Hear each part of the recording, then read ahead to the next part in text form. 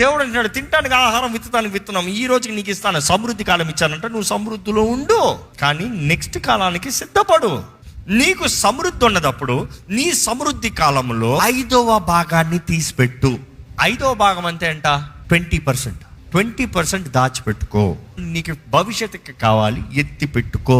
ఒక వ్యక్తికి 5వ భాగం 20% తెలవాలంటే మొదటగా తన ఇన్కమ్ ఎంత తెలవాలి, అవునా కదా?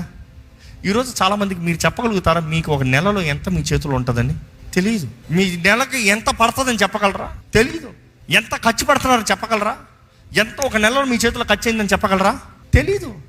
అందరు బ్రతికే, చాలామంది బ్రతికేలా తెలుసా? బ్యాలెన్స్ ఎంత ఉంది, ఉందా కొట్టే, లేదా ఎవరన్నా అడుగు.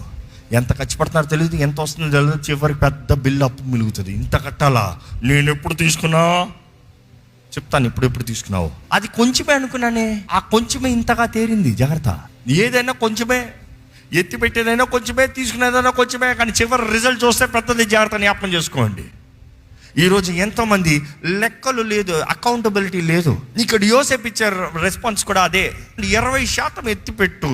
కరువు కాలంలో ఆ 20% బట్టి సమృద్ధి ఉంటుంది. అంటే ఆయన ఏం చెప్పదలుచుకుంటున్నాడు? కరువు కాలంలో కూడా నువ్వు సుఖంగా బ్రతకచ్చు. కరువు కాలం అనేది వస్తుంది, కానీ కరువు కాలంలో కూడా నువ్వు ఘనంగా బ్రతికే అవకాశం ఉంది.